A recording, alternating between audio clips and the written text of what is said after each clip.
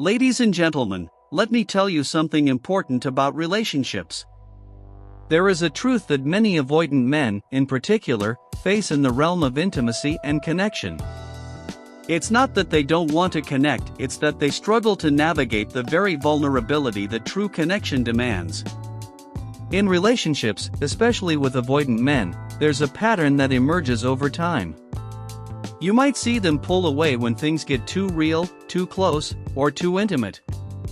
And while you might be thinking that they don't care, that's not the whole story. What's happening is much deeper than mere indifference. The avoidance is a coping mechanism, a shield. It's their way of dealing with the overwhelming weight of emotional dependency. But the critical question here is, how do you stop the cycle of them pulling away, again and again? To truly address this, we need to understand a few fundamental truths about human nature, about the complexity of attachment, and about how we can foster an environment where real intimacy can grow. There is a way to stop the cycle. But it requires patience, understanding, and commitment from both partners. This approach doesn't promise that everything will magically change overnight. It takes time. But by focusing on these key principles, you can create the conditions where the avoidant man, who might once have pulled away, can now face his fears and lean into the relationship rather than retreating from it. Relationships are about both people growing together, not forcing change, but guiding it with compassion and patience. In relationships, especially with avoidant individuals, creating a sense of safety is paramount. Avoidant men often fear being overwhelmed by emotional demands or losing their sense of independence. This fear drives them to withdraw whenever they sense that the relationship is becoming too emotionally intense. For them, closeness can feel like a threat to their autonomy, and their instinct is to pull away to regain a sense of control. This is where establishing boundaries becomes essential. Boundaries are not about creating distance for the sake of avoidance, but rather about offering both partners the space they need to feel secure. Healthy boundaries in a relationship create a structure where both individuals can express themselves without fear of overwhelming the other. For someone who is avoidant, boundaries help ensure that they don't feel trapped or suffocated by the emotional demands of the relationship. These boundaries need to be communicated clearly and with respect, signaling that both parties' emotional needs are valued equally. By setting clear, healthy boundaries, you create a space where the avoidant partner feels safe enough to open up gradually. This could mean respecting their need for alone time or giving them room to process emotions at their own pace.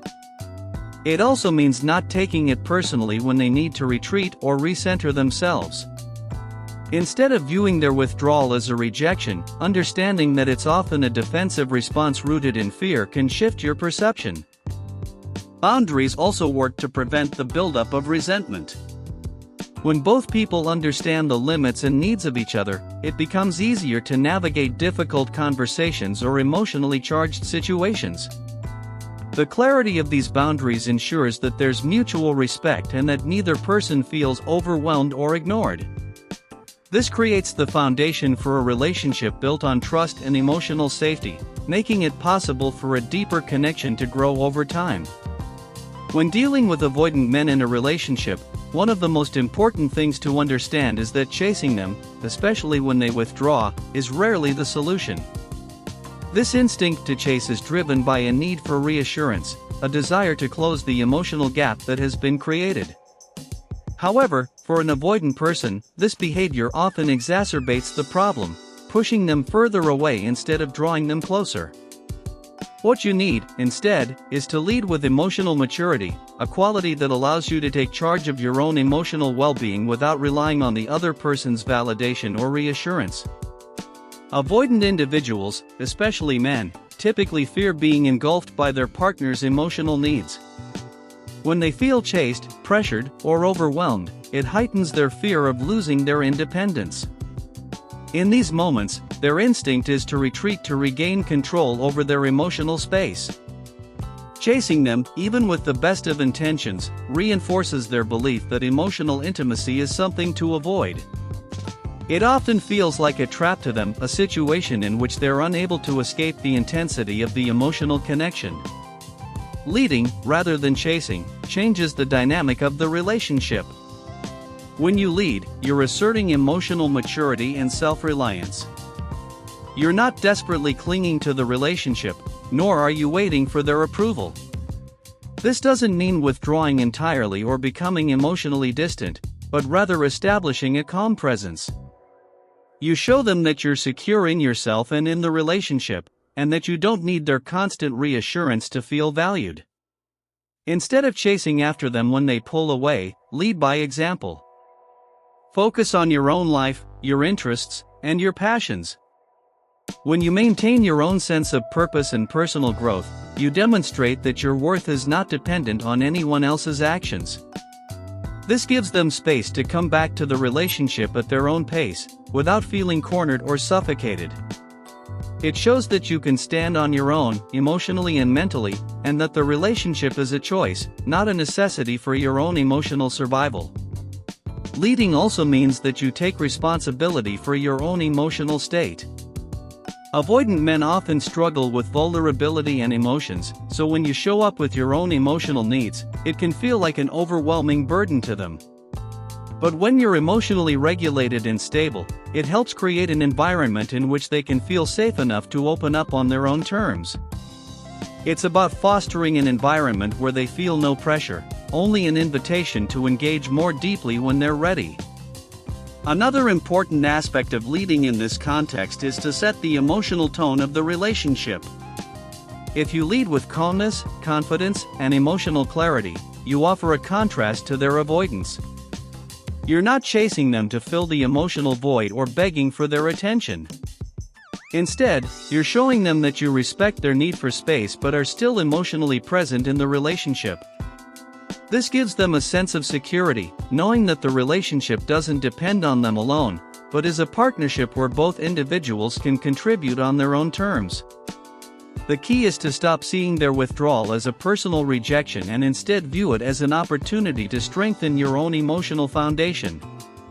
Led by showing that you are comfortable with your own needs and boundaries, without relying on them to validate your worth. This approach not only helps to stop the cycle of avoidance but also fosters a deeper, more authentic connection. Communication is a vital part of any relationship, but it becomes even more crucial when dealing with an avoidant partner. However, it's important to understand that communication with an avoidant person should not be framed as a demand or a pressure. In fact, one of the key aspects of navigating a relationship with an avoidant man is ensuring that communication remains open, honest, and without forceful expectations. Avoidant individuals often struggle with the intensity of emotional vulnerability, and when they sense that communication is becoming too emotionally charged or demanding, they are likely to withdraw further.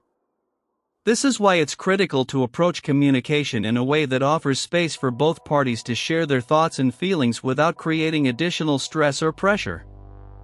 When communicating with an avoidant person, it's important to remember that they may not feel comfortable or safe expressing their emotions right away. They might need time to process their thoughts before articulating them. Forcing them to open up before they're ready will only create resistance. Instead, take a step back and give them the room to approach the conversation on their own terms. Communication shouldn't be a mechanism of control or manipulation, it should be a way of sharing, learning, and understanding each other. By keeping the conversation open-ended and not expecting an immediate emotional outpouring, you create an environment where your partner feels less pressured and more willing to participate. This doesn't mean suppressing your own needs or avoiding difficult topics altogether. It's about framing communication in a way that encourages mutual respect for both partners' emotional space. Let them know how you're feeling without demanding a response or a change in behavior right away. When you express your emotions calmly and without urgency, you send a message that you're not dependent on their response for your emotional well-being. This helps alleviate the pressure they may feel to meet your emotional needs immediately. At the same time, it's important to ensure that your communication isn't passive or avoiding the issues at hand. While you want to avoid pressuring them, you also want to be clear about your needs and expectations in the relationship. The key here is balance, being honest and transparent about your emotions and your needs, but doing so in a way that leaves room for your partner to respond when they're ready. Avoidant individuals tend to shut down when they feel overwhelmed by emotional demands, so giving them the time to process without pushing for immediate engagement is crucial. Another important aspect of communicating with an avoidant person is avoiding any form of guilt-tripping or emotional manipulation.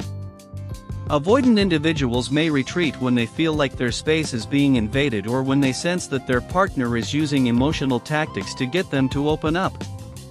This kind of manipulation will only deepen their resistance and make them pull away even further. Instead, use I statements that focus on your own emotions and experiences rather than making accusations or demands. For example, saying, "I feel hurt when we don't communicate openly" is much more effective than saying, "You never talk to me, and it's hurting our relationship." The former is non-confrontational, focused on your own feelings, and offers an opening for discussion without triggering defensiveness. Finally, effective communication with an avoidant man requires patience. You won't always get the answers you're hoping for immediately. Sometimes, they will need space to think about what you said, and that's okay. Pushing them to respond or forcing the issue will only result in further avoidance. Trust that by creating a safe space for open dialogue, you're allowing them to feel more secure and eventually sharing their thoughts and feelings. The key to successful communication with an avoidant person is consistency, understanding, and patience, without creating an atmosphere of pressure or demand. When dealing with an avoidant partner, it's essential to understand that their emotional distance often stems from deep-seated fears of being overwhelmed, of losing independence, or of being emotionally consumed. These fears are often tied to past experiences, which might have shaped how they perceive relationships and intimacy. For someone who is avoidant, vulnerability feels like a risk. The idea of getting too close to someone, of emotionally depending on another person, can feel threatening and unsettling. As a result, they might pull away or shut down when emotions run too deep. One of the most significant ways to stop an avoidant man from pulling away is to embrace his fear, but without enabling it. This means acknowledging and respecting the emotions driving their withdrawal without reinforcing negative patterns or behaviors. Simply put, you can't ignore or invalidate their fears, but you also shouldn't allow those fears to control or define the relationship. To do this effectively, it's important to walk the fine line between showing empathy for their emotional struggles while also encouraging them to face their fears in a healthy way. The first step in embracing their fear is to develop an understanding of where it's coming from. Often, avoidant individuals have had experiences, whether in past relationships, family dynamics, or personal struggles, that have left them with an overwhelming fear of abandonment or emotional engulfment. These fears can cause them to push away those who might feel too close or too demanding. It's not necessarily about you, it's about their own unresolved emotional issues. Understanding this distinction allows you to be more compassionate toward their reactions and to avoid taking their withdrawal personally. This doesn't mean you should tolerate mistreatment or neglect, but rather that you should approach the situation with patience and empathy, rather than frustration or anger. Instead of trying to fix their fears or rescue them from their emotional responses, allow them to express their anxiety without judgment. Let them talk about their fears in a way that is non-threatening and non-coercive. When you offer space for them to share their struggles without expecting immediate resolution, you create an environment of emotional safety. This allows them to feel less pressured and more supported as they confront their emotions on their own terms. It's a delicate balance between giving them the emotional room to process their feelings and making sure they know you are there to support them when they're ready to engage. However, while you acknowledge and embrace their fears, it's equally important not to enable them. There's a fine line between showing understanding and reinforcing avoidance. You can't let their withdrawal dictate the course of the relationship. You should still encourage them to confront their fears rather than avoiding them altogether. This doesn't mean pushing them to talk before they're ready or forcing them to deal with issues they're not prepared to face. Instead, it's about setting healthy boundaries and making it clear that while you're there for them, you won't allow the relationship to be controlled by their avoidance. By maintaining your own emotional health and not letting their fears dictate your behavior, you show that you respect their boundaries while also holding space for them to work through their issues. For example, when an avoidant partner pulls away, instead of chasing after them or trying to fix their anxiety, simply acknowledge that they need space and give them that space without the threat of abandonment. Let them know that you understand their need for distance and that you're willing to be patient. But also express your own emotional needs clearly and respectfully without demanding immediate attention. You can show them that you're available, but that you are also emotionally independent. This creates a dynamic in which both partners are able to maintain their emotional health without relying on the other to solve their fears. Embracing their fear without enabling it is a powerful tool in helping avoidant individuals gradually feel more comfortable with intimacy and emotional closeness. It builds trust and shows that you're not just focused on meeting your own needs, but are equally committed to understanding and respecting their vulnerabilities. By allowing them to face their fears at their own pace while maintaining your emotional boundaries, you create the opportunity for a healthier and more resilient relationship. Consistency is one of the most important aspects of a healthy relationship, especially when dealing with an avoidant partner. However, consistency doesn't mean being predictable in a way that makes the relationship feel stale or suffocating.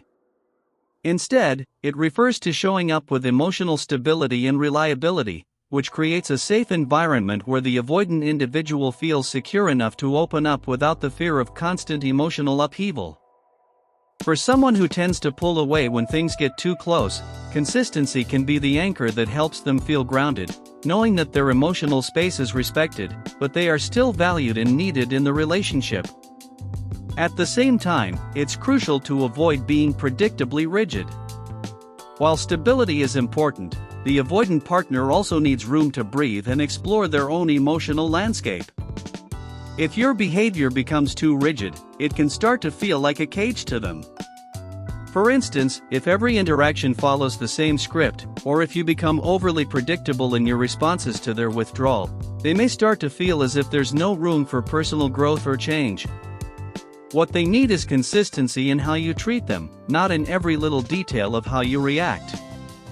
To achieve this, it's essential to strike a balance between being consistent in your approach, showing patience, understanding, and emotional stability, while also allowing for some flexibility in how the relationship unfolds. This gives the avoidant partner space to move at their own pace while ensuring they know they can rely on you when they're ready. By being emotionally present but not overly predictable, you help create a dynamic that feels secure but not confining, where both partners can grow while remaining deeply connected.